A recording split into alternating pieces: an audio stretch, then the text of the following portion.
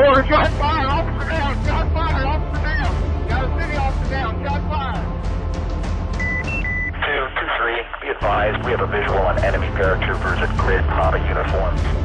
Welcome to the Resilient Warrior Nation, a podcast dedicated to inspiring hope and healing for first responders, military veterans, and anyone facing PTSD and trauma.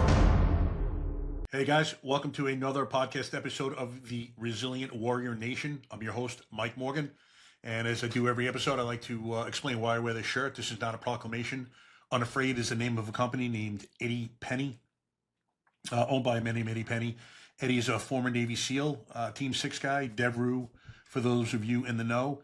And unbeknownst to me, Eddie was going to change the entire trajectory of my life in the spring of 2023 as I sat down and watched a podcast episode of The Sean Ryan Show in which Eddie was a guest.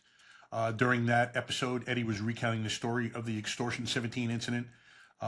It's when a Chinook was shot down in Afghanistan by insurgents, killing all 38 aboard. This included 17 SEALs. It was their largest loss of community in one event ever.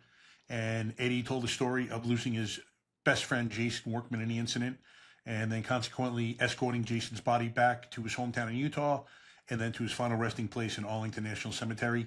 As Eddie told the story, he was upset, rightly so. I simultaneously began thinking about a call that I had buried, that I had had 5 years before. I'm a 30-year medically retired police officer, and that call consisted of a 2-year-old found floating in a pool.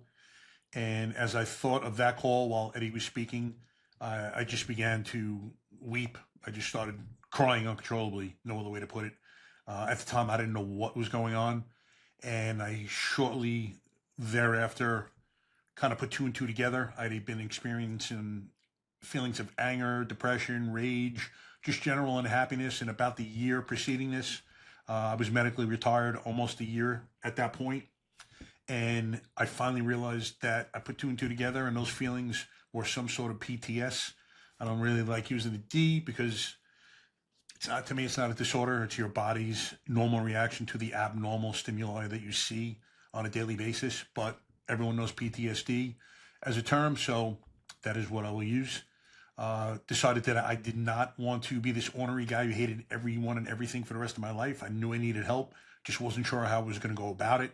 I didn't think I'd speak to a man or woman sitting behind a desk and I'd be able to tell them the things I've done and seen, and they'd be able to help me.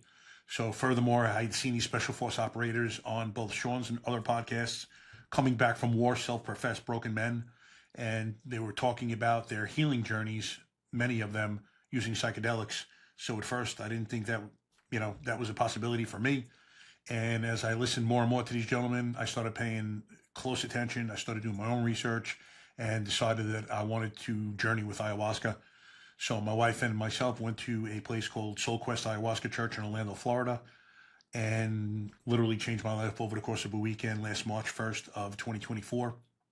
As I came out of that first journey, the universe told me that it had healed me.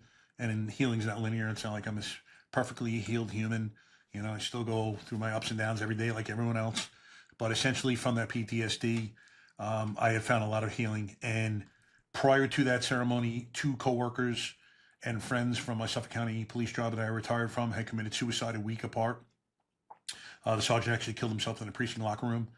And the universe told me that my life's purpose was to go forth and help other first responders and vets help heal their PTSD and trauma issues. I said okay out loud. I wasn't sure how I was going to implement it. But one of the things I decided to do was create a podcast to do for others what Sean Ryan's did for me. And in that podcast, I bring on ordinary people who've done extraordinary things with their lives. They talk about their highest of highs, lowest of lows, in the hopes that you men and women who are still going through it can identify with them, hopefully gain some hope, and literally raise your hands if you need help, because I promise you it is there. So with that, I want to introduce my next guest. I'm excited. This is a little bit lighter podcast this episode. And I will be speaking to Jerry Wurms. Many of you will know Jerry as he was it the first or one of the first police officers? All right, the first police officer ever on the episodic show Cops that we all know and love from the 80s. Jerry worked in Florida. You may remember him shouting at someone when he was in a foot pursuit, "Stop or I'll shoot you in the back." That was Jerry. So let me just that's me. yeah, let me just go over Jerry's bio. Jerry is a retired law enforcement professional with more than 3 decades of distinguished service in South Florida. Over the course of his career, Jerry served with both the Broward Sheriff's Office and the Coral Springs Police Department, holding leadership roles that included supervising patrol units, investigative teams, and airport security operations, in collaboration with federal agencies like the FBI, TSA, and U.S. Customs Service. Before his law enforcement career, Jerry spent several years in the entertainment industry, working alongside major figures such as Geraldo Rivera, Merlin Olsen, I haven't heard that one in a while, and John Travolta, contributing to films, documentaries, and nationally broadcast projects. A graduate of Nova University, Jerry brings a wealth of experience in leadership, crisis management, and public service, along with a fascinating perspective that bridges Hollywood and law enforcement. Jerry, welcome to the show, brother. It's an honor and a pleasure to have you on. Oh, thank you very much. Absolutely. It's so funny, brother, because I watched Cops religiously when that came out for years, and I still remember seeing that first episode. I remember just laughing out loud. I'm like, would he really shoot him in the back? You know, I didn't know too much about what cops could not do back then, but I just thought it was hysterical, and I always loved that show. So we'll talk all about that in a second. Just kind of let the audience know a little bit about you, where you grew up, how your childhood was. Little Jerry, how was he? Well, I was born in Washington, D.C. My father worked for the DEA. He actually worked prior to the DEA as a patrolman, a beat cop in Washington, D.C. And back in, you're talking about late 50s, Wow. they started a federal narcotics unit, the first one in the nation. It was under the Treasury Department, and they were called T-Men. So from there, he was one of the first federal narcotics agents in the whole country. And then it went over to the Justice Department under the Bureau of Narcotics and Dangerous Drugs. It was called BNDD. That eventually transitioned into the DEA. So my father did 33 years in federal law enforcement, and that had a big influence on me. The down part of working for the feds back then, every time he got promoted, we got transferred. Right. So I moved 7 times as a kid. I went to 2 different high schools, 2 different middle schools, and 2 different elementary schools. But how was that for you? Every time he got promoted, he got transferred. Right. Did you adapt easily, or it was pretty tough and kind of traumatic? I adapted because I was always involved in sports. Good. So wherever I went, I always got on some kind of basketball, baseball, football, and then you made friends that way. Yep. But we moved twice. We moved between New York and Washington a couple times, so we were familiar with those surroundings. Because if my dad worked in Washington, we lived in Maryland sometimes, and then if he worked in New York, we lived in New Jersey. Okay. So, and then we had a couple times where we moved back and forth between those 2 places. Okay. So did you grow up with law enforcement aspirations pretty much your entire life?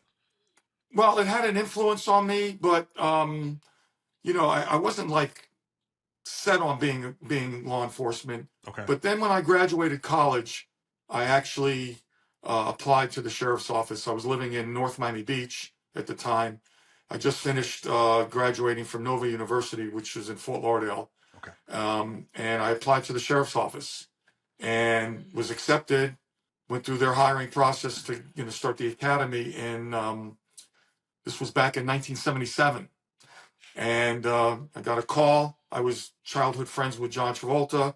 And things, his career started taking off, and he always called me once in a while, why don't you come out to California after, he started becoming a star. And I just, always thought, you look at some of these stars that have a lot of groupies hanging around them, and they're not legitimate, jobs, just, hanging around somebody all day. Yeah. So I said to him, when you got a regular job, if you have a legitimate job, I'll consider it. Yep. And then months went by, I didn't hear from him. And this is right around when Saturday Night Fever was just about to be released. This is 77, like December of 77. Okay. And so he said to me, he called me, and he said, what are you doing? I said, well, I'm about to start the police academy next month. He said, oh, no, I got a legitimate job for you. I said, what is it? You know, I was Yeah, very of skeptical. course.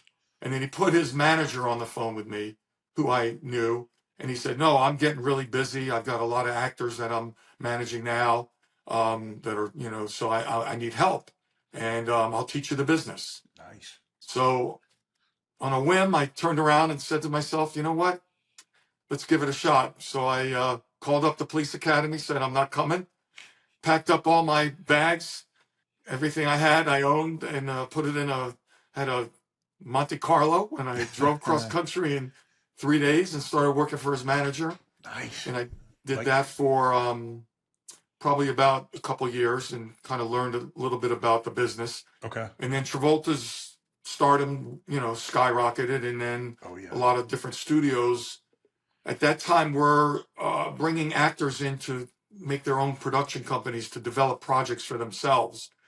So Travolta took me from his manager and put me in charge of research and development for his production company. So my job was to find projects for him to do future movies. And basically I was probably reading five or six scripts every week and meeting with other producers and writers and directors. Really? And I did that for probably 4 or 5 years. I had my own office on the Warner Brothers studio lot. Great. Let me ask you a question, And, Jerry. By the time a script gets to Travolta or a star, how many people, I know things have probably changed since then, but how many people have gone through it and approved it to get to that point to where, you know, your star is reading it? Today's episode is brought to you by Cutting Edge Testosterone Therapy, a veteran-owned, family-run clinic led by a retired first responder. At Cutting Edge, they help men and women rebuild strength, focus, and vitality through advanced hormone therapy, peptides, and performance-based weight management. Whether you've served your country, your community, or your family, Cutting Edge helps you get your edge back safely, professionally, and with people who understand what service takes out of you.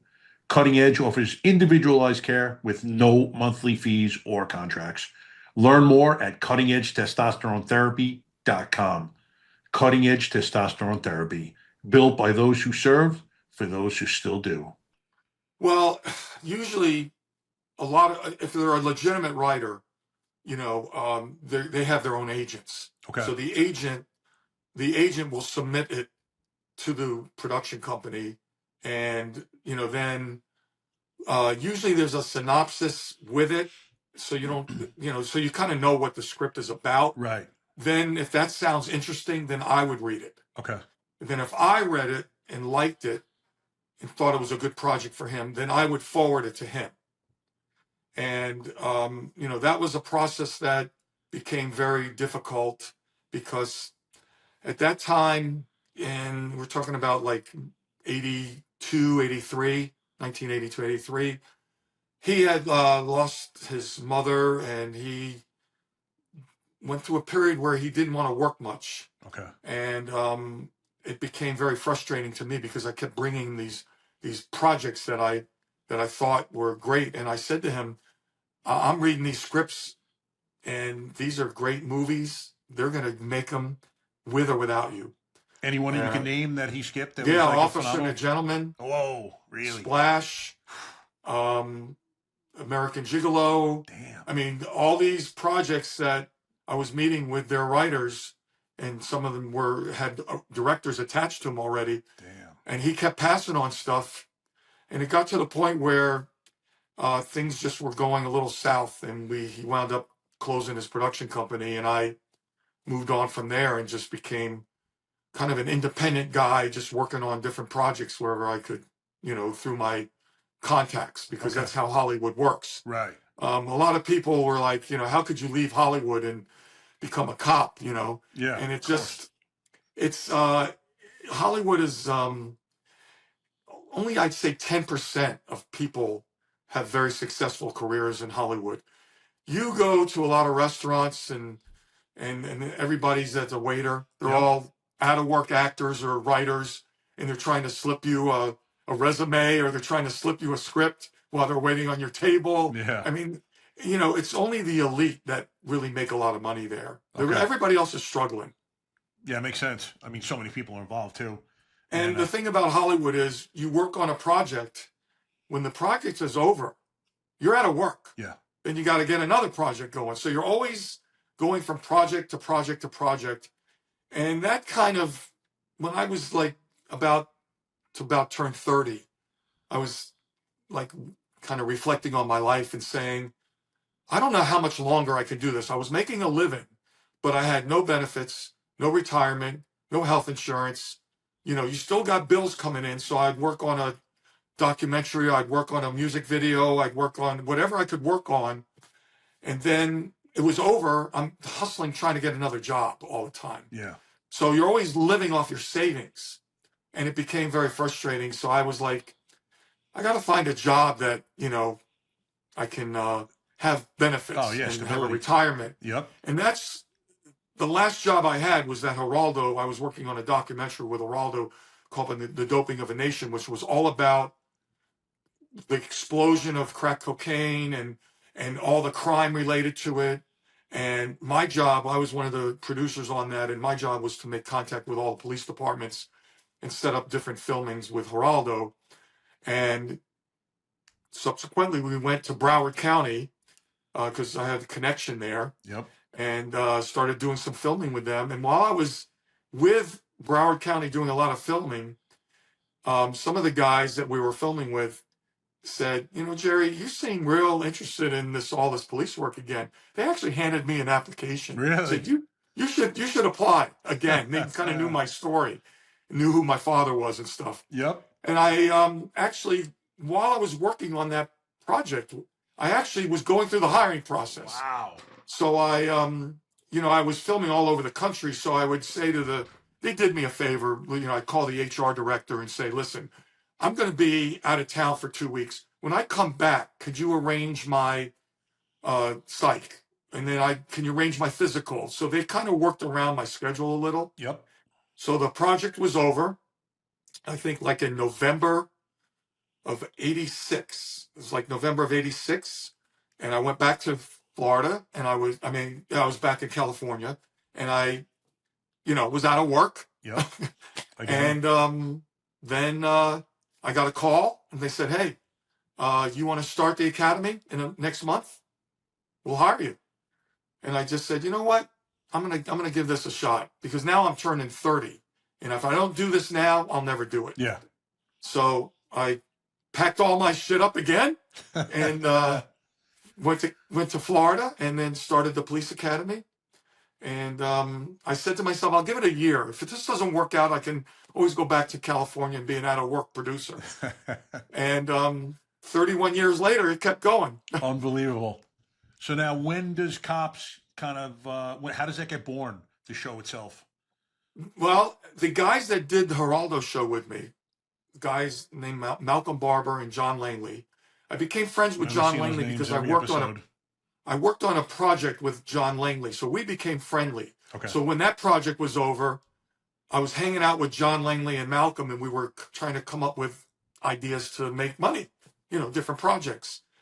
Because I worked with them on a couple different things. That Dolph Lundgren, the guy was from Rocky, we did a music video. I was the assistant director on that. So we had a little working relationship. We were trying to just get projects going. So when Cops was done, when the Cops was the project of Cops, Malcolm and John wanted to do basically the same kind of show with Geraldo, but without Geraldo. Okay. You know, just put a cameraman and a sound man and go at it. Yep. You know. Can I ask you how Geraldo is to work with? Excuse me? How is Geraldo to work with? I got along with him great. I know one time he had a reputation where he was a little arrogant or whatever like that. And but I got along with him great. I mean, you know, we every day we would meet for breakfast and we'd talk about what we're going to do and stuff like that. And you know, he was pretty much at the height of his career when we were doing that project, you know, back in 86. Okay. So I was now working as a road patrol deputy in Broward County. And then Malcolm and John wanted to do another show. So they came back to Broward because they had a relationship with the sheriff at the time was a guy named Nick Navarro, who was very cooperative. Out of all the police departments we filmed with when we were doing the Geraldo show, he was the most cooperative. Okay. So they figured, let's go back where we know we can get some cooperation. Oh, yeah. And Nick Navarro was very, loved the media. Yep. He loved the attention. So it all was coming together real well. So naturally, they said, okay, we'll do this project as a pilot show with Fox. They took it to Fox. They said, we'll do a pilot show. So they came to Broward. So they said, you know what? Jerry knows all about the business. So we'll stick the cameraman and the sound man with Jerry because he'll know exactly what we need to get. Yeah.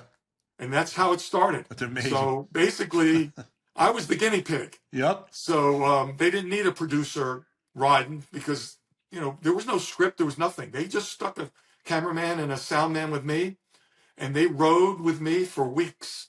And, it takes about 40 hours of videotape to maybe get 5 minutes of what you're going to see on screen. Right. So they just film and film and film.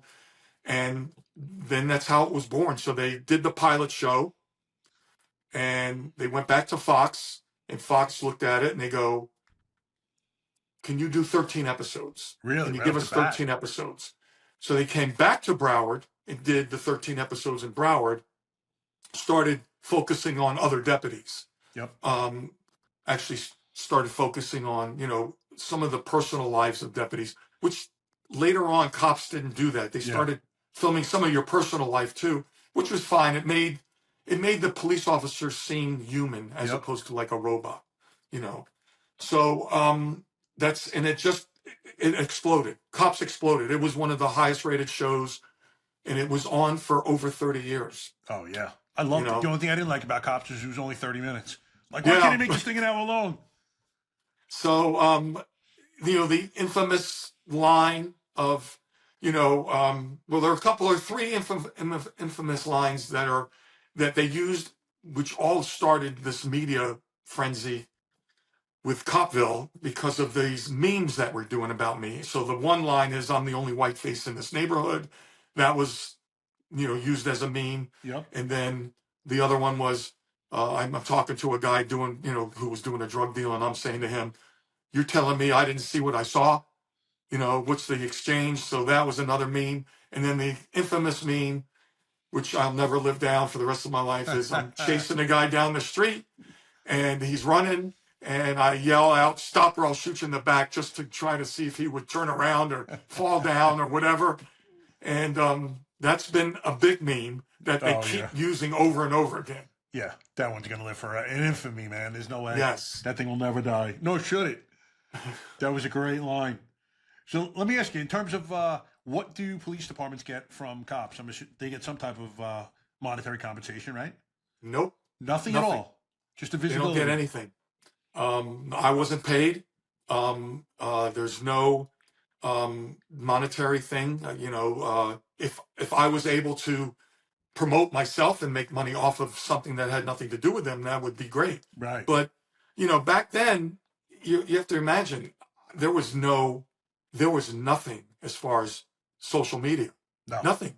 There was nothing at all. In fact, when I started, there weren't even computers. So I was able to see through my career the whole gamut of the start of, the people using Betacam to film, like the Rodney King thing.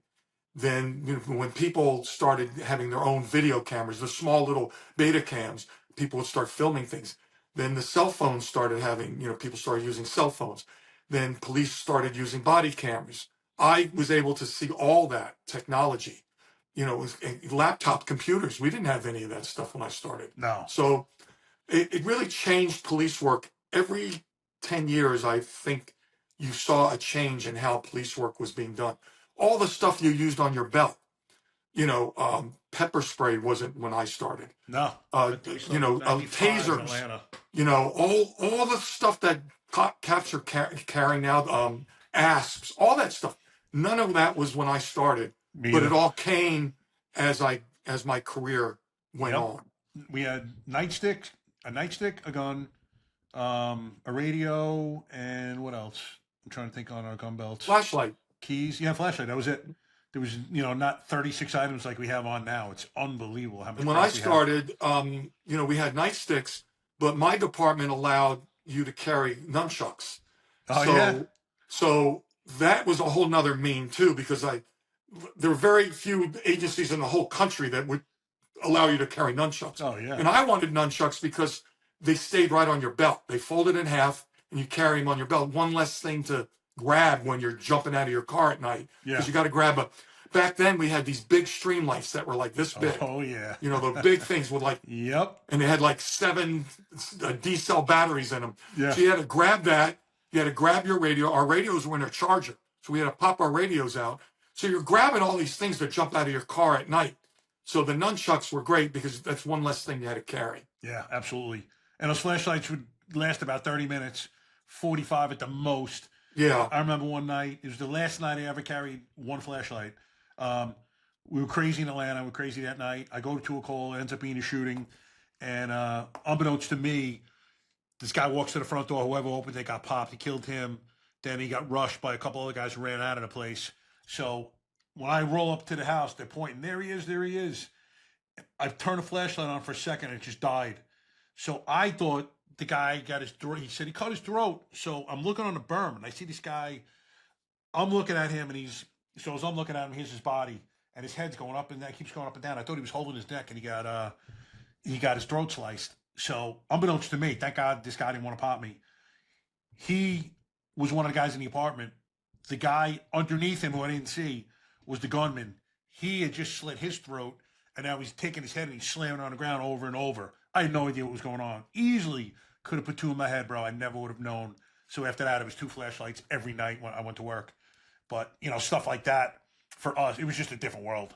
I mean, these kids. And then those flashlights, those big they call the big mag lights. Yep. But now that they have rechargeable batteries that last a lot longer. And now, by the time I retired, they had the little stingers that were about this big that you could put on your vest or your belt. Yep. And those things were pretty bright and they recharged and they lasted a long time. Yeah. But back in the day, they called them the McDuffie riots in Miami. Started because guys used the mag light to hit this guy in the head. Yep. And it, killed him. And that started a whole riot from that. Because those mag lights, they were worse. If you hit somebody with that, that's worse than a nightstick. Oh, by far. It wasn't even close. Yeah. Because those things were metal. It was all metal. Yep. So you're hitting somebody with like a metal pipe, basically. Exactly. That's what it was. So a lot of guys had those in their hands and they're hitting people with them. Oh, yeah. What else are you going to do? You're not going to put it away. I remember I got issued the first one. It was a stream light, but it was one of the plastic ones, and it had almost like that hard foam kind of in the middle for gripping surface. And, I cracked a couple of people with those things. You're not going to, again, it's in your hand as you're chasing the guy at night, so you're not putting it away. And I can't even imagine if I had a mag light, what would happen with those things, man. Holy shit. Make coleslaw out of someone's cabbage. One shot like that. No joke. But the nunchucks were great for me because they weren't necessarily used for striking. You could strike with them. But what was great about the nunchucks was the come along holds. So if I wanted to grab a guy, let's say out of a bar, I would come up behind him and slip the nunchucks right on his wrist. Yep. And then there's a radial nerve right here. And those nunchucks, you squeeze down on him, put his hand behind his back, and escort him right out. And he's up on his tippy toes because you're putting that pressure on him. And you just did it so stealthily. Yep. You would just stealthily take him right out. Yeah. And he's everybody's like, where'd the guy go? Yeah, exactly. And I just took him right out like that with the nunchucks. Yeah. It's called come along for a reason because that cat is not putting up a fight at that point, man. Whatever you need.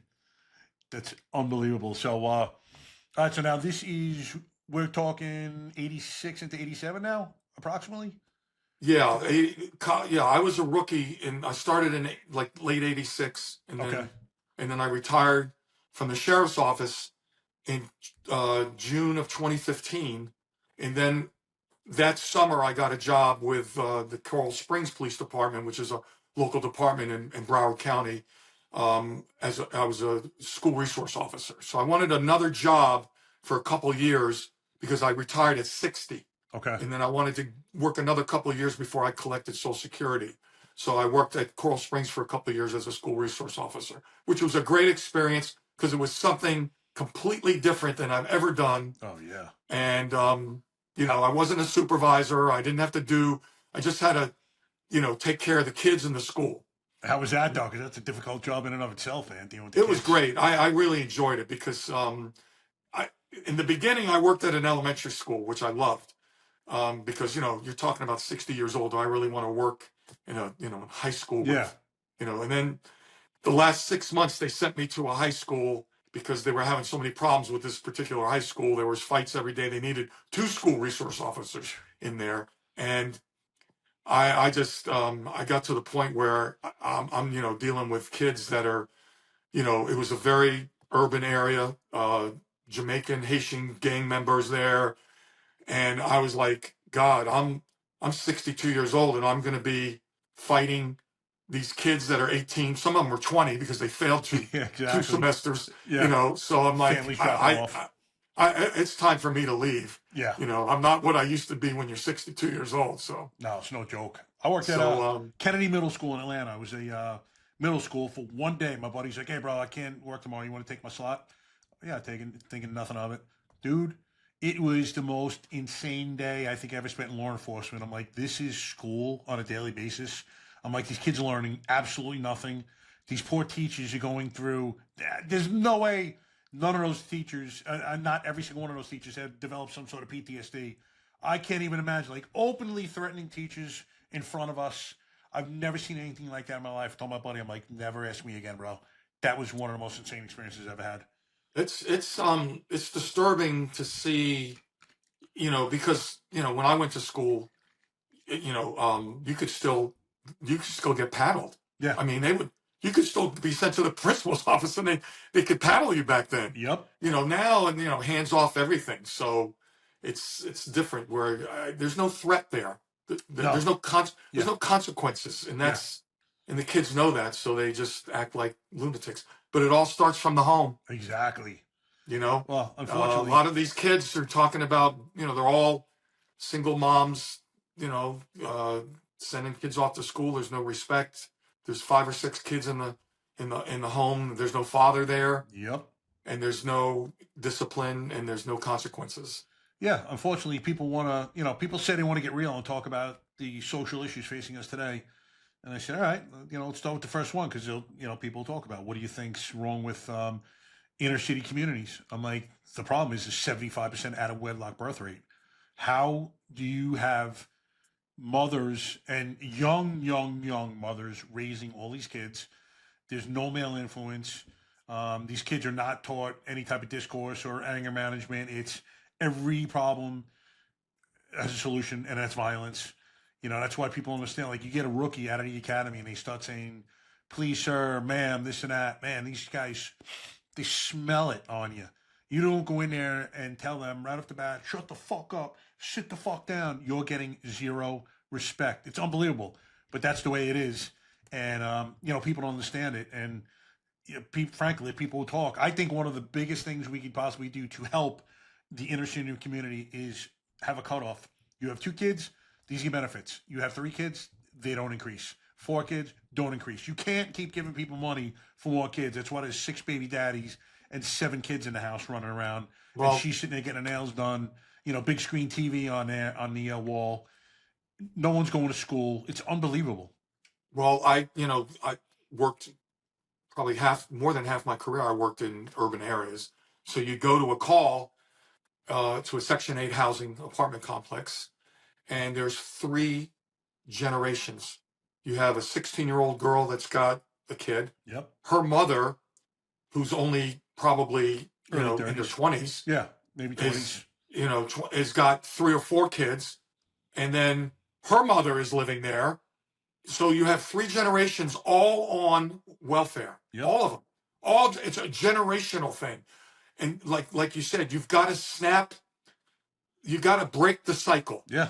And the only way to break the cycle is you've got to tell them they've got to get jobs. You've got to have some self-esteem.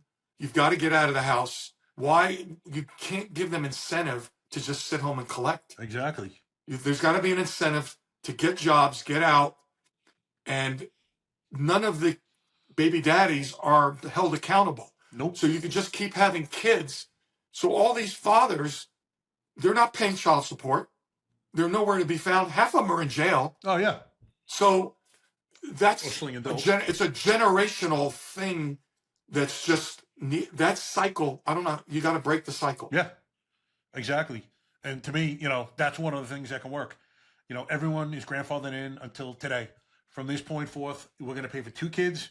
That's it. After that, you guys are on your own. And I think you see that shit coming to an end quickly. I mean, it's unbelievable when you're talking about like 13, 14, 15-year-old girls and they're getting pregnant. No one even like raises an eyebrow. It's just like, yeah, she's pregnant. And it's normality. In the hood, it's crazy to see, man.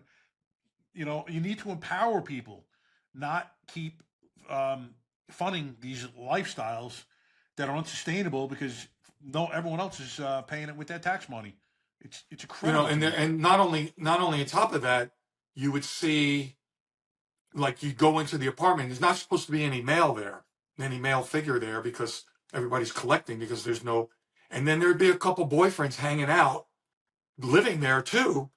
So there's a lot of fraud going on. Oh yeah. So it's not just breaking the cycle. It's also which Trump is trying to find the fraud when it comes to all this spending that's going on for social services. There's so much fraud going on that if they could cut some of the fraud out, there'd be plenty of money.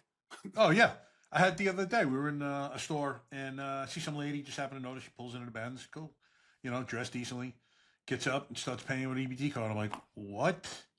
I wanted to be like, hey, how is this possible? You're driving that, I'm doing this, but yeah, the fraud is prevalent. And you could probably go online right now on YouTube and be like, how can you scam the government out of benefits? And I'm sure there's video after video telling you exactly how to do so.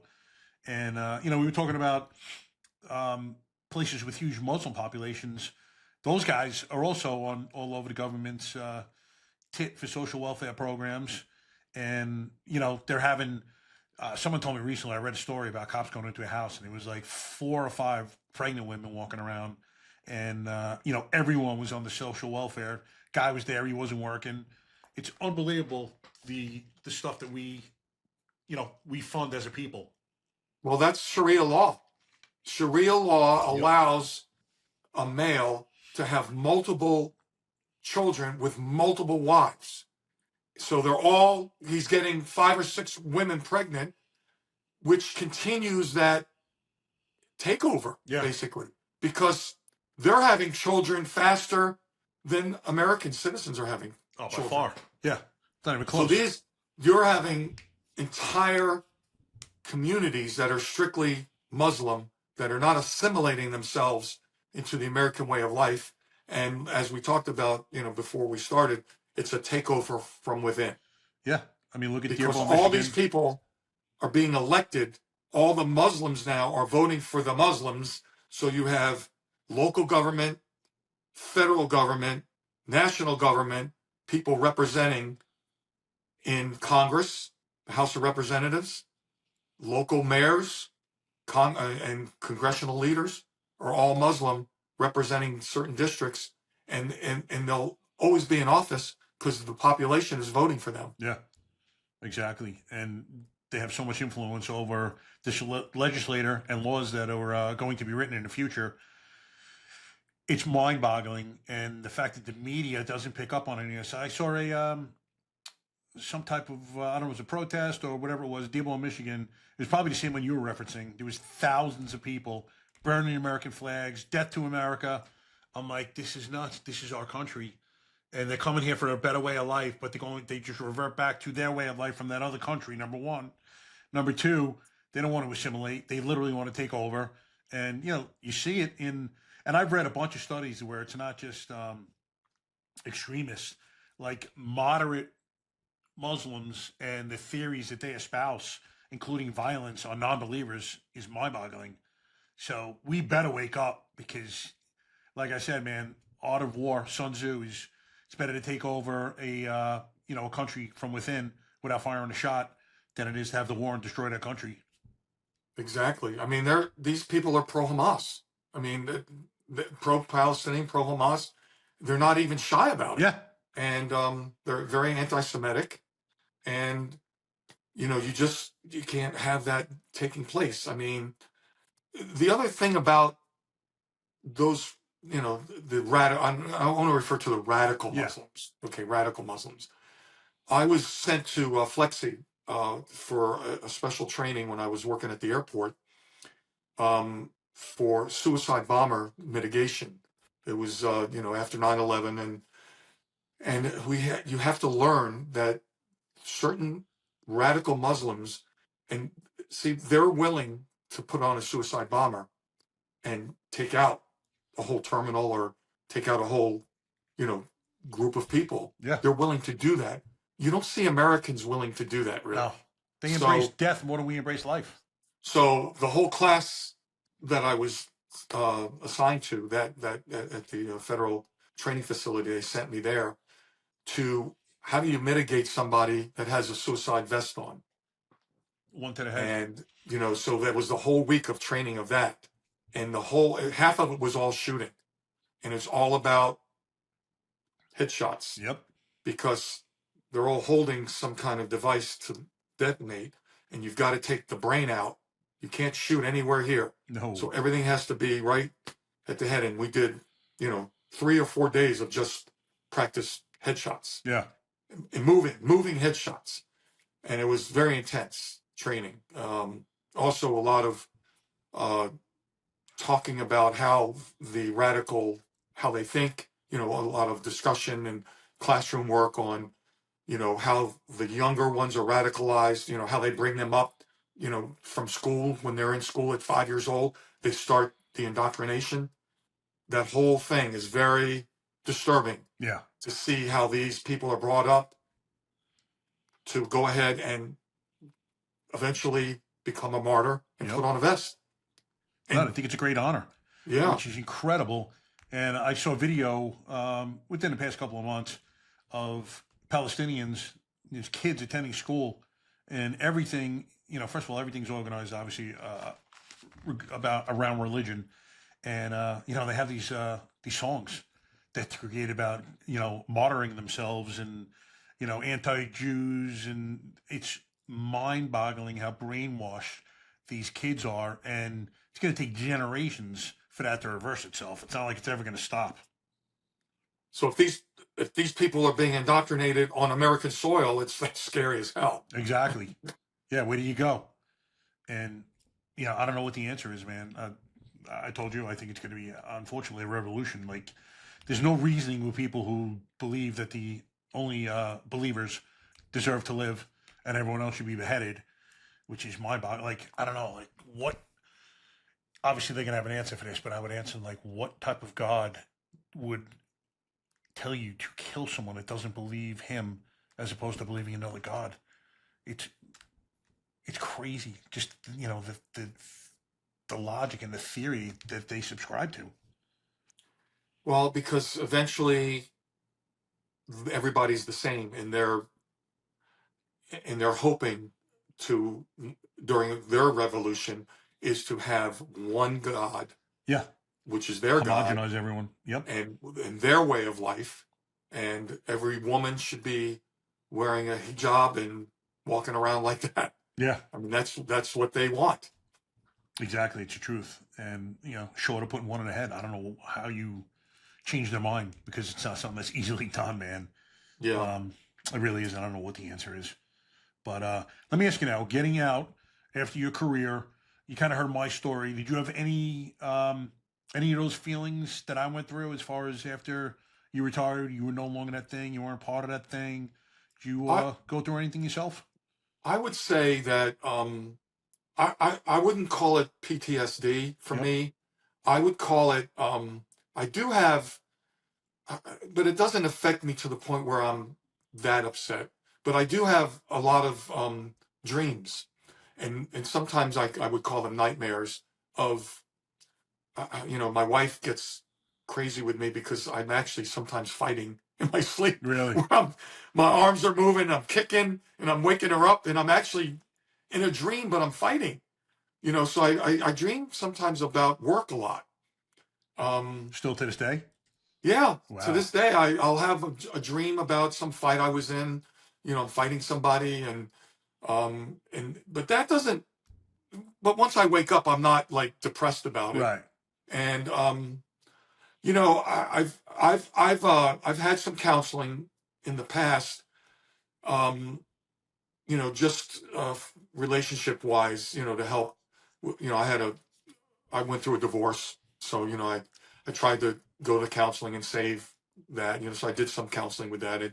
That didn't work out, and I would say that what's Shame. helped me tremendously is my current wife, who I've been married to now 23 years. Um, she's been the most supportive woman I could ever dream of having. I mean, she is. Excellent. I mean, all the crazy hours I was working, and we had a child together. I mean, my son, I was 47 when my son was born. Wow. So we had she's 15 years younger than me. So we had a child together, and she has been the most incredible woman as far as being supportive. And what she did, which is very interesting, is that she joined a group that was on Facebook, Cops Wives group. It was nationwide. And these women talked about supporting each other, because it's very difficult to be the wife of a cop. Yeah. Where I'm being sent away, I was on a field force unit. I'd be sent away on riot control sometimes, and hurricanes all over Florida. I was in a unit that would be sent away for humanitarian purposes weeks at a time. Really. And I'm working midnight sometimes, and I'm not sleeping at home. I'm gone during the holidays for Hanukkah and Christmas and Thanksgiving, and I'm working. Yep. She's home with a baby. It's a difficult life. Oh yeah. So, but she was the most supportive woman I could ever ask for, and that Great. kept me sane. Your family unit being supportive like that kept my mentally sanity going. Yep. Yeah, it's fantastic. And then, So can I ask you how did you deal with, because a lot of times we hear, guys, and, I've said it myself, like, you don't want to bring this shit home, but you don't want to shut your wife or your spouse out of your work life entirely. That's, a third of your life.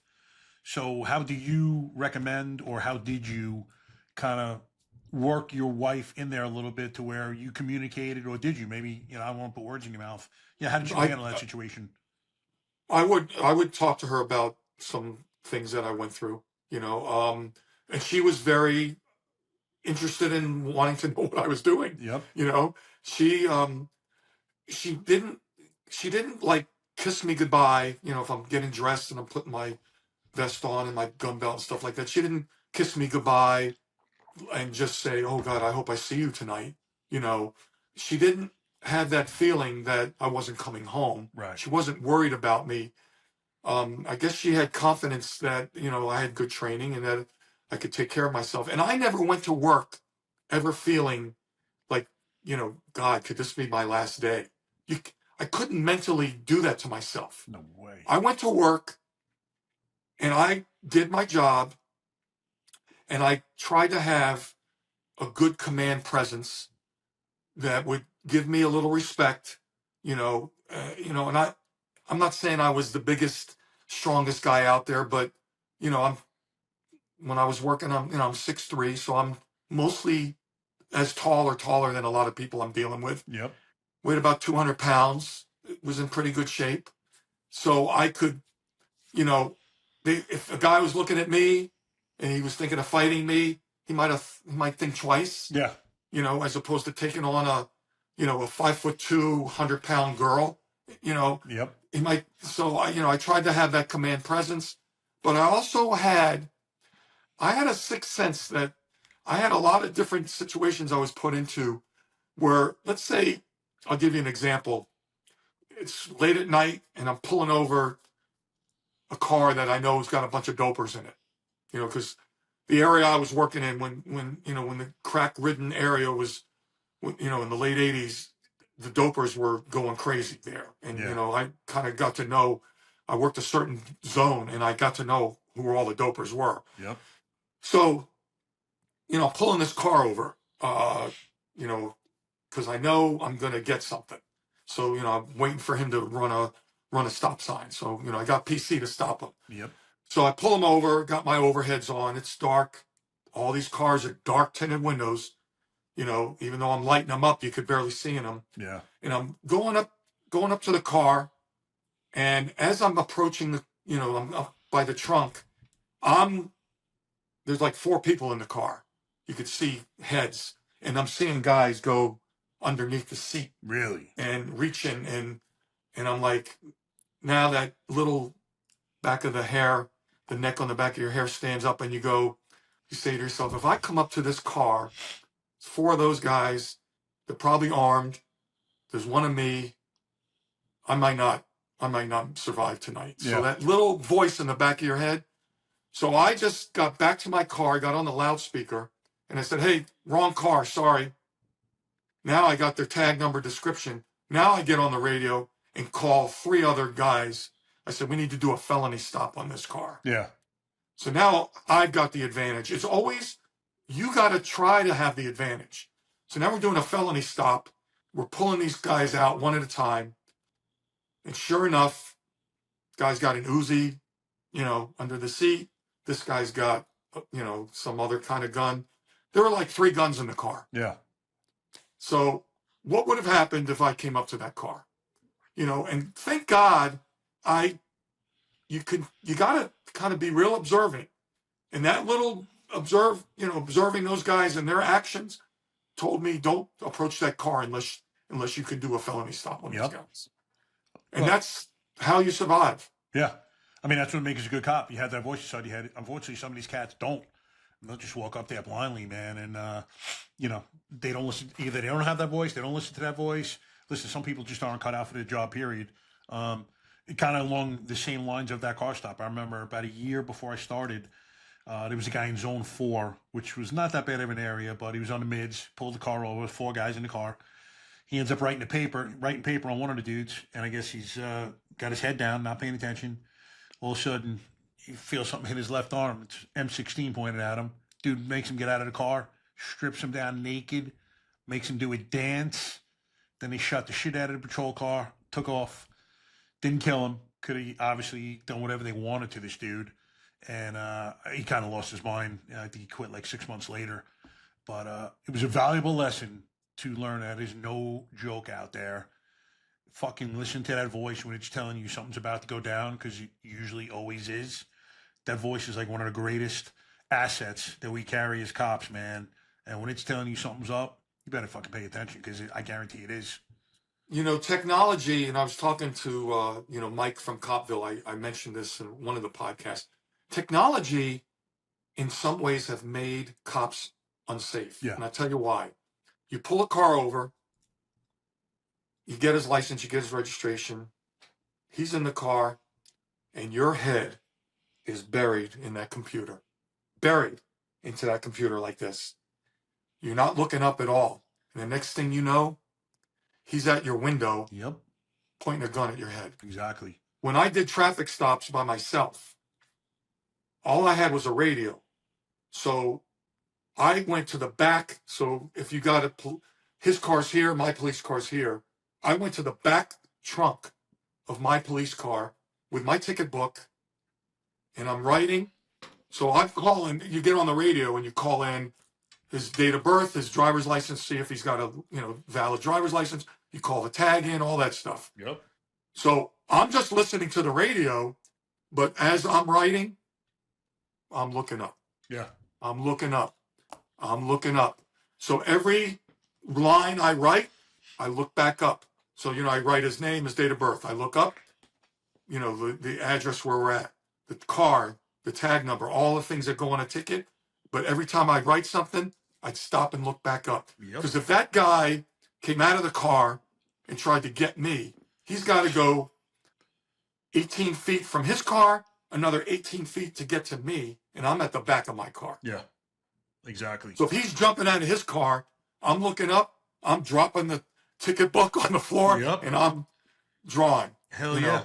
So that's another safety. You got to think of how to be safe. Yep. Now, if I'm doing a traffic stop and I got somebody who I think is hinky, I'm not going to get and bury my face in the computer until I have a backup right here watching him while I'm right here on the computer. Yep. So, you know, a lot of guys, I to this day, I pass cops on the side of the road. Their heads are buried in the computer, Oh, not looking up. And if that guy gets out of the car and they don't look up, they're done. 100%. It's funny. I So, was training a dude one time. So I'm FTOing this kid, sharp kid. And, we're talking about car stops. And I said, we were talking about that just like that. I said, listen, basically what you just said, every time, because we were able to scan the licenses with the Scantron. So everything just self-populated. So I'm like, scan that license, bam, look up. Do this, look up. Dude, you want to break that car stop into 10 times of you looking up. I said, because if they swap, you're not going to see it. Obviously, that's the least of your worries. But if they come out with a gun, and if they come out with a gun, man, don't be afraid to put this car in fucking reverse and get out of there. If it's that quick where he's running up on you, get that car out of there. Don't even try it. yeah. Because your drawing in that car is going to take a second more than it normally does, and you could be screwed. But with that, the next car we pull over, I make I'm driving, so I speak to the driver, get his info, come back. He's writing the paper, and I'm watching. And I said, "You didn't see that, did you, brother?" I was calm as could be. He's like, "See what?" I'm like, "Did you swapped?" He's like, "No way," because I was just calm as could be. I'm like, "Yep." I go, "You could have just got killed, man. I should never forget this fucking license, this lesson the rest of your life." He goes, "No way." I'm like, "Look." I go, "Wasn't that dude just in the driver's seat?" He's like, he looks at me, and you can see like this fear on his face. I said, "You just learned a valuable lesson." And then we went up there, and it wasn't too pretty for those two. But we got back to the car, and I'm like, "Joe, never forget that." I said, "You could have been killed just now if you were alone." He's like, "You're right, you're right." And I'm so glad it happened when he was getting trained. But lessons like that, man. You, instructor in the Atlanta Police Academy, told me anything is possible. Never say something's impossible. He goes, that'll help you when you think these guys. Don't ever underestimate these guys. There were some small perps out there, number one. And they'll do, if they got to do something, man, you have no idea who you're encountering when you're first encountering them. We had to do one day, me and I was on a motorcycle squad. It was a shitty day, so we're in patrol car. We're on 75, 85, and writing the guy a ticket. This dude in the right lane stopped his car next to me, and I'm like, go, go. I thought he wanted directions. So he pulls up. So it's us, the guy we had pulled over. He pulls in front of that guy. He gets out of the car. Jerry, when I tell you this guy was head to toe, blood all over him, I'm like, what the fuck? I look at my partner, and this is another valuable lesson. He goes, that's the guy they put the bolo out on. So when we were on that car stop, I had my radio turned down. When I went up to speak to the dude, he was with me. I could hear radio traffic, but I never cranked it up, so I didn't hear the bolo from the murder suspect that they just put out of DeKalb County. Ends up, this dude just killed his girlfriend, and I don't know what his original plan was, but he gets out of the car. So I tell him to get on the the median wall because traffic you could see is starting to slow, and I'm worried someone's just going to barrel into me. So I was not drawing down on him at that point. So I get around the car, I'm drawing down on him. I can see he's got nothing in his hands. We come back, cuff him, and it was the murder perp, homicide perp. But I was like, another valuable lesson, man. He could have just, and listen, man, you could be on almost 100% of the time. That 1 second you're not paying attention, like just now, had he pulled up to me and put two in my head, if he wanted to, I would have been done. And really, I did nothing wrong. But you need to be on, in yellow or orange as much as you can throughout the day. I mean, it's not physically possible, but, it's a heightened state of awareness, as you guys know. And we call guys who walking around with their head up their ass all day code white because they have no idea what's occurring all around them as things are happening all around them. Yeah, I mean, I in my 31-year career, I personally knew 6 cops that got killed on duty. God. And there are a lot of cops in South Florida. There's a lot of shootings. A lot of cops get killed in South Florida. Yep. I mean, almost more than anywhere in the country. Yeah, it's huge. It's really it's a bad area to be a cop sometimes, because there's a lot of shootings of cops. Yeah, a lot of dope. I never fired I did fire my weapon on duty one time when I was doing a search warrant, and it wasn't a person I shot. I shot a pit bull that was attacking me. All right. But most people go their whole careers and never fire their weapon on duty. Yeah. Ever. Most people don't. I did one time, but you have to be ready to do it. I had my gun out of my holster almost every day when I was working in the urban area. Yep. On alarm calls, on traffic stop, my gun was out of my holster all the time. But I never fired my weapon on duty except the one time when I did a search warrant, and I was the first one in the door, and I'm kind of like this going in the door, and I look over, and I see this 100-pound pit bull coming at me, and I just went, bam, and just shot him in the chest. And He I survived? love animals, but if that dog would have got my arm, he would have cut it in half. No you know? doubt. Did he survive? So, it was a drug dealer that had, a pit bull to, Yep. all these drug dealers love to have pit bulls. So, Oh yeah. So that was the only time I actually fired my weapon on duty. Yeah, during my I never career. did myself. We got shot at one night in Thomasville Heights. It's right next to the Atlanta Penitentiary. But there was so many people out. It was July night. Backstop wasn't clear, so we couldn't put him down. It was funny, man. There was a voice inside my head just said, kill him.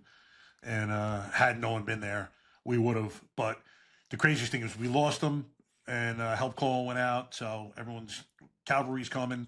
About 10 minutes later, we get a possible burglary call. Like, it's got to be him.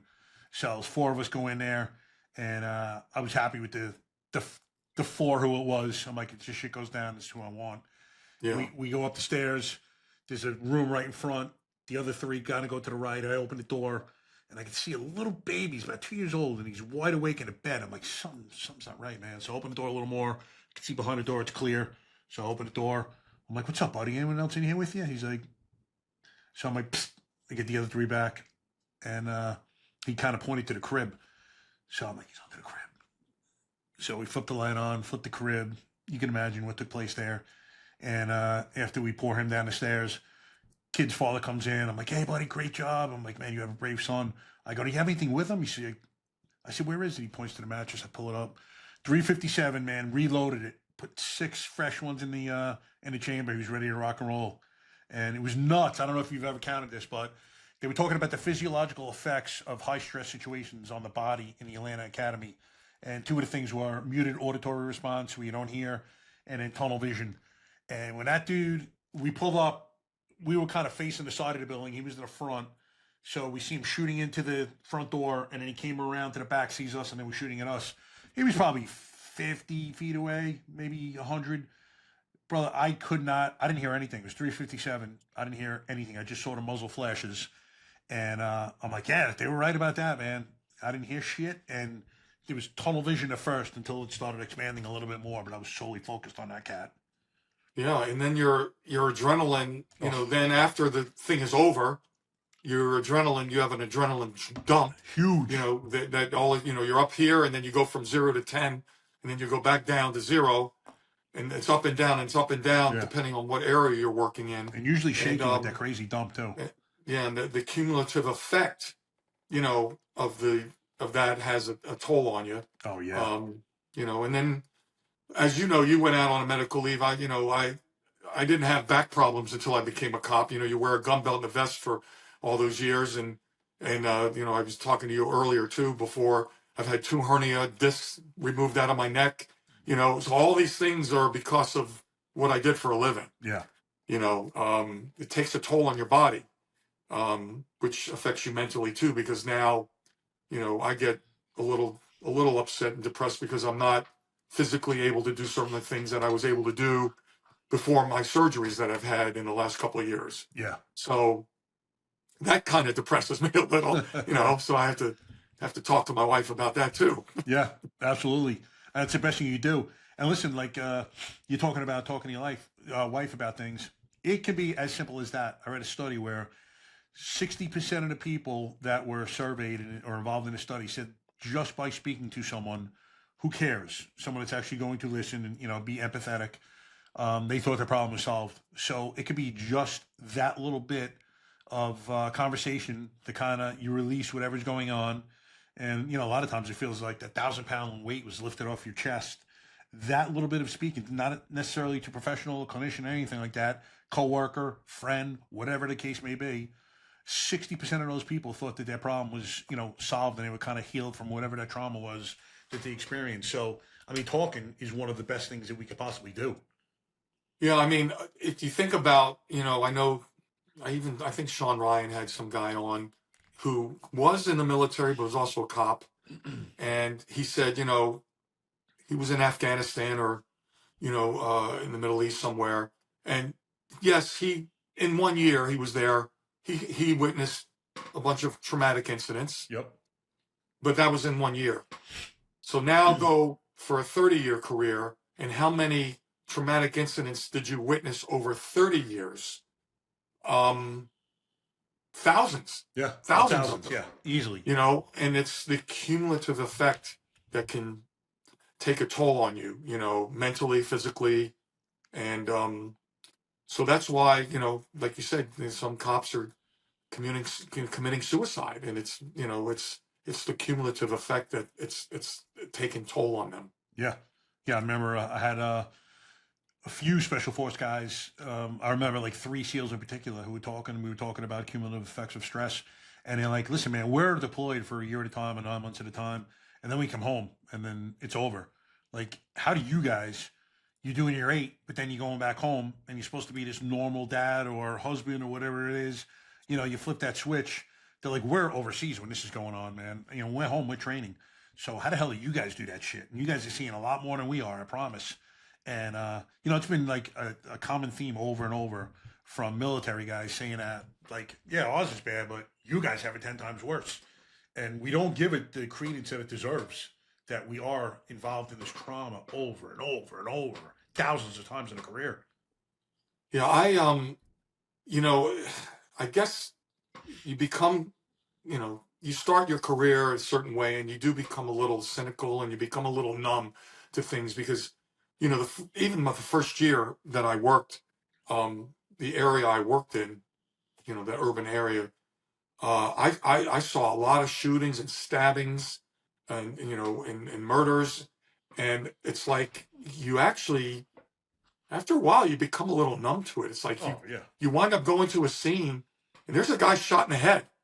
And it's like, okay, let's rope off the area. I'm not like, not effective. It's like you go into an automatic mode of what you've got to do. Yeah. Okay, I'm at a homicide scene. I've got to rope off the area. I got to separate the witnesses.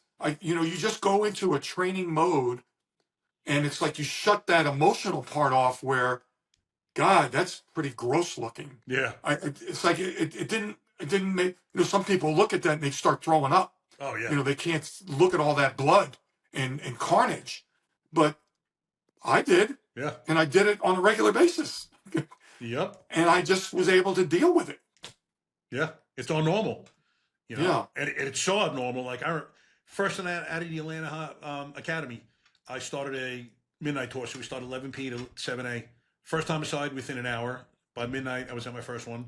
And then we had one in our sector at 4 a.m. So first 5 hours into my police career at 2 homicide scenes. And it'll only get crazier from there. But that's my normal. That's your normal.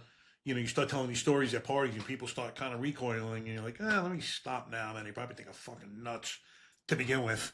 But it is a normal, man. Like, Dope Boy got killed. Bro, I could eat a 6-course meal next to his body and it wouldn't affect me.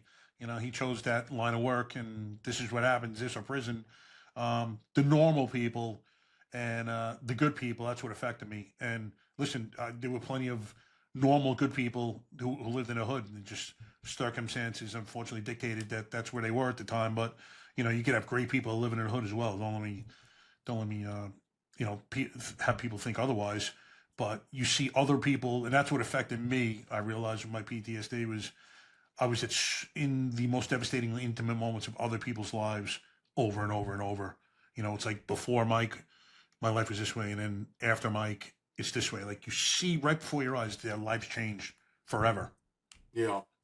Well, it was interesting to see because when we had when I worked in a certain area, they would have ride-alongs with prominent people in the community, pastors and commissioners.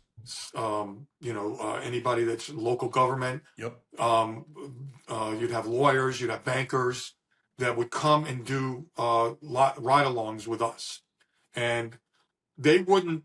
You had to volunteer to have a rider with you. 'Cause a lot of guys they don't want people in. We always were single. We didn't have partners unless you were unless you had an FTO with Yep. with you. But once you got to FTO school, you're on your own. Yeah. So a lot of guys don't like somebody in the car with them, but I enjoyed it. I liked showing the police work life to somebody that was maybe a city commissioner. Yeah, me too. Okay. Yep. So they're riding with me the whole shift, and it was good for the community because they would come in to roll call.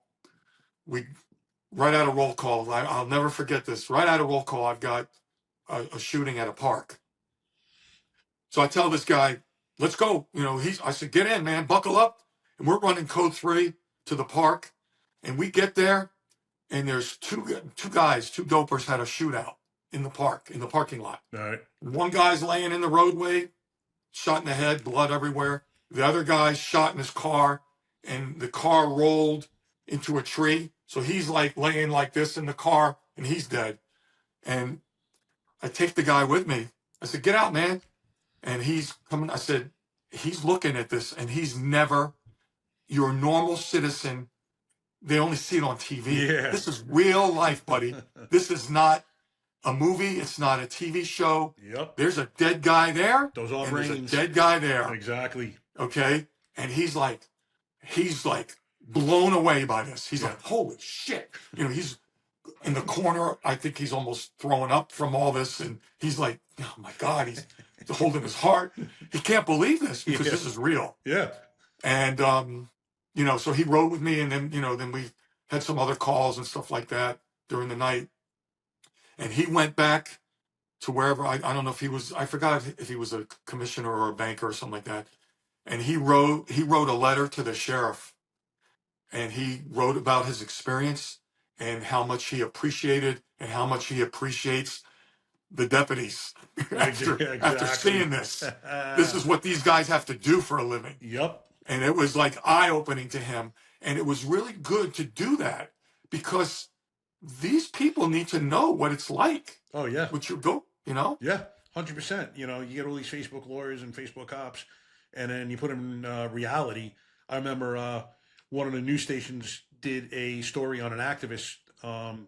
He did a ride-along, but this portion was he went to firearm simulator, and, he went through several scenarios. And this dude, who's a black guy, he was almost like white when it finished. He's like, "Oh my God, I didn't realize how stressful that stuff was." And I knew that it wasn't, I knew they couldn't kill me. But he's like, the seconds that they have to decide whether to shoot or not, he's like, it really blew me away. He's like, I didn't realize how stressful it could be. And, life or death decisions that these guys have to make in milliseconds. So it was great to, snap this guy back to reality. Like, nah, man, this isn't the movies, bro. You can't just shoot a dude in the foot. When it goes down, it's going down. You better be ready to rock and roll. It's great. Well, that's why the show Cops. Yeah. Because Cops gave you a glimpse. Yep. It was the first reality-based TV show in the country. Oh, so was it it really really? was a revolution of TV. Yeah. So that gave everybody a glimpse of what a cop does. Yep. And now after that, there's all kinds of other cop shows that have been on. Oh, yeah. But it wasn't your Adam 12 show or Starsky and Hutch or, CHP show. Yeah, exactly. It was these were not actors. Yeah. We're real life cops, and you're getting a glimpse of what it's like. No, I think But when you see it in person, it really hits you. Oh, yeah. When you're on a ride along and you see it, you still have a TV you're looking at, so you're not involved. You're watching it on TV. But when you're there on scene and you see a dead body, and like I said, most civilians never will witness a dead body. No. Ever. No. And when you see it in real life, it's got to have a profound effect on you. Oh, yeah. You see it, you smell it, you feel it. I mean, you're there. It's a totally different story. I have a funny ride-along story. So a guy I used to work with, I won't say his name, but he went to the DEA, and he's a rather tall gentleman in Atlanta. So he was good friends, best friends he grew up with. At the time, was a current NFL player. He was actually a starter. And he went for a ride-along with his buddy. So they get in a pursuit, and we were just about to catch up with him, but the guy ends up bailing. So these guys give chase, and one goes around one side of the building, and the civilian goes around the other side of the building. So we roll up, and the civilian has got the perp at gunpoint, and we end up cuffing him up. We're like dying laughing. You had to see all the dudes in the hood that were hanging out, older guys, they were chilling. It was so funny because older black guys in the hood are some of the funniest comedians you ever met in your life. And the shit these guys were saying, we were just dying. And, they realized he wasn't the police. And they're like, that ain't the police. Like, nah, man, he just went for a ride along. Like, oh, and we were like. So he's on a ride along and he's carrying him? No, the cop flipped it to him as they were bailing out of the car. So, all right, cool, man, we'll go with that shit. But it was just so funny the way it happened. We come around the corner. This guy's got his foot on the back. He's got him at gunpoint. We're fucking dying laughing. All these dudes hanging out. There's like 8 comics. We were like pissing on our pants. It was like one of the funniest things I've ever seen. And I'm like, man, if this was anywhere else, we'd all be jammed up big time. But it was what it was, man, in Atlanta. Yeah. I mean, the things that, before body cameras, some of the things I did, I would, it wouldn't go over too well. Times have changed a lot. Even the things I say, that a lot of, when you talk about the stop or I'll shoot you in the back, I get a lot. I'm on I was never on social media till 6 months ago. Oh yeah. So now I'm on social media and I'm on Instagram. I'm only on Instagram. I'm not on anything else. But I get DM'd every day from cops all over the country that weren't even born when the original shows of Cops were on, and they watched some of the old episodes. And they DM me, and I'm like Uncle Jerry or Grandpa Jerry to these guys, and they ask me for advice, and they say, I wish I could say some of the shit you used to say, and some of them have said you were my inspiration to become a cop, and that's like pretty cool. I can't even comprehend that in a way. Yeah, I mean, it's flattering. I'm flattered by it, but without like YouTube and Instagram, none of this would be happening. Oh yeah, all this stuff that's happened to me in the last 6 months, none of this would have happened if it wasn't for the little memes they started and all this stuff that's going on. Yeah. So I'm just having fun with it. Oh yeah. Really. I mean, to me, I'm retired. If I could, it keeps me involved a little, with the guys from Counterculture. Yep. It keeps me involved a little. I've become friendly with these guys. I met them all. They had a live show in Miami and I was down there anyway. So I wound up meeting them because I've done a lot of podcasts like I'm doing with you remotely. Yeah. But this way I got to meet them in person and I became very friendly with these guys. And I mean, a lot of them, they kind of look up to me and I'm like, boy, who knew? Oh yeah. Who knew this would happen? No, it's pretty cool. Yeah. It's cool. You could just reach out and touch anyone in the world these days. Instagram, whatever, DM them, and then bam, you guys can be talking like 5 seconds later. It's the weirdest, dynamic, but I love social media for that. Yes. It really is cool. And I've really, I've got so many funny stories of guys like they made a baseball card of me. Oh, yeah. Yeah. And then, not Mike from Copville, he deemed me the OG street goon. So, but in a flattering way. Oh yeah. I mean, when you say somebody's a goon, it's almost negative, but he made a definition of what a goon is. Yeah. And it's flattering. So he calls me the OG street goon. So they made t-shirts of me. They made, stickers of me and I get DM'd and guys are taking pictures. They take the sticker of me and they put it on their dashboard and they take a picture of it and they say, hey, I did this, and now I'm riding shotgun with these guys. That's riding awesome, around. man. They put it on their water bottles. Another guy that was a guy named Jack, who we became friendly. He's going through some cancer treatments, and he puts on my shirt every time he gets chemo. He says it gives him inspiration. That's I mean, great. things like that have touched me in a way emotionally, where I actually became friends with Jack, and I've tried to, he was a cop going through this tough time, and I got to meet him in person, and he's touched my heart, and I talk to him every week, and I've met his mother and his father, and things like that have brought us together as a family. The thin blue line, a lot of people say that's bullshit, but some of these guys that I've been in contact with on a regular basis, I talk to them, regularly. That is the thin blue line. We're like a family. Yeah. And if they, if I could give them any words of wisdom and inspire them in some other way, it just touches my heart. And that's what's good has come out from all this. Oh yeah, I mean it's a beautiful story. Yeah. You know, the fact that you could have any type of influence on someone who's going through, you know, something life changing and altering like that is, you know, chemo and cancer treatments. You can't put a price on it. I mean, Yeah. it's fantastic, and you guys have a friendship that never would have developed otherwise if it wasn't for social media. Yeah, social media is magical. Sometimes it can be used for very destructive purposes as well, and you know, make some of our brains go to mush. But listen, there are absolutely beautiful stories that are solely attributable to social media, and you know, I love it for that. Absolutely. Yeah, and you know, and I watch a lot of everybody. I watch everybody's podcasts. I'm a big fan of you and Mike and counterculture guys, and you know Justin and the what are the other ones? You know, the donut shop Yeah, guy, Tone Alert. Tone Alert, and I then just did Kenny's guys on the ground. barrel You know, behind a barrel. yeah, Yep. so I watch all of them. And when they're live, I make little comments and they'll go, "Oh, Jerry's in the house." And I make little comments about stuff. And that's how I keep involved Yeah. that way. And I just enjoy it. So I just hopefully continue doing this. Yeah. And it's great to keep up on the new technology and all the stuff that's going on.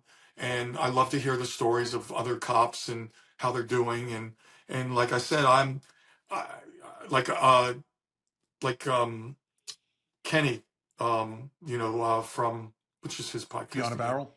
Yeah, Beyond the Barrel. Kenny, I've done 2 podcasts with Kenny, and he's going to be in South Carolina, and I'm going to go, and he's doing you know, these seminars. He teaches. Yeah, that's right. Yep. He teaches seminars. There's going to be like 12 different instructors at this event Oh, sweet. in Myrtle Beach, and I'm going to go. It's about a 6-hour drive from where I am. Okay. So I'm going to go and spend some couple days with him, Oh, and he nice. wants me to be at one of his seminars and be in one of his classes and meet these people.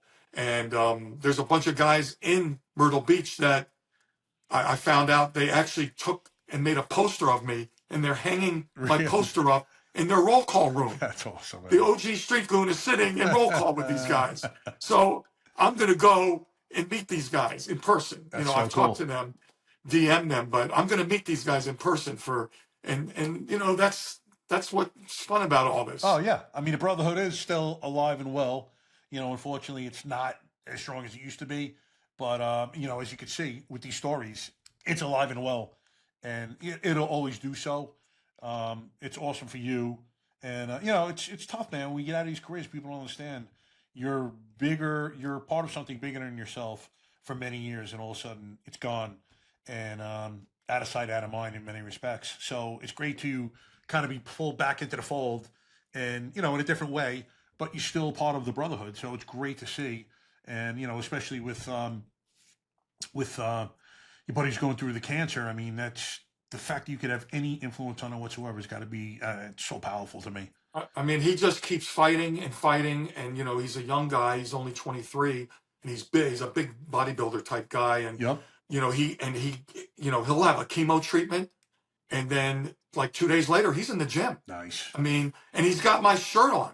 You know, he's got the OP Street Goon shirt on while he's getting his chemo treatment because it gives him inspiration to keep fighting. And I'm like, man, that's like when he was talking to me like that, I actually started tearing up because it was so emotional that he thinks that highly of me and that I'm an inspiration to him. I was like, man, you're breaking my heart. So it's awesome. You know, it's powerful. Yeah, it really is. What's his name? Do you know his Insta? Yeah. Profile? Yeah, his name is Jack. His first name is Jack, and he's on Instagram too. And Gertzy, if you look him up under Instagram, it's Gertzy, and I forgot the number, but you'll be able to find him. Do you know how to spell Gertzy? Yeah, GERTSY. I think. I can't use the computer right now because I'm using my phone. Let me see if I can pull it up. 5. This is what I give it to guys who have JACKGERTSY is not coming up. Yeah. Anyway, well, I'll Yeah, we'll throw. You know what? Just let me know, and then we'll put in the links. We'll put his Yeah. bio as well for Instagram. So if you guys want to go on there and just give him a nice, kind word to keep fighting, that'd be fantastic. I'm sure he'd love to hear from Yeah. anyone watching this, guys. So yeah, we'll throw it up on the throw his bio in the links as well. So, all right, listen, Jerry, it's been fantastic speaking to you, brother. The OG goon, I love it. I gotta get my shirt, man. well, Mike from Cottonville's got a shirt. Yeah, I gotta hit Mike up. I'll have to score one of those. Yeah. And hopefully in the near Also, future. Kenny made a shirt too. Oh, did he? He has a shirt of me. It's a different picture of me from like holding a gun like this in one of the shots from Cops. And he has a shirt that says "Respect the OG." So there's two shirts of me, one from Kenny and one from Mike from Copville. That's great. I'm gonna have to hit those guys up. I actually just did Kenny's myself last week, so really nice guy. But yeah, hopefully I'll meet you in the near future at an event. Love to catch up. I'm sure we're gonna meet each other. Well, I'll get down to Florida. You know, I still have family there and friends. So you know, we'll get down to Florida, and I'll definitely get with you. Yeah, absolutely, bro. We could do another episode. You know, in person, be fantastic, and definitely meet each other. So at the minimum, but it's been fantastic speaking to you and having you on the podcast. I wish you the best. Anything that you have going on that you want to speak about? Or are you just chilling right now?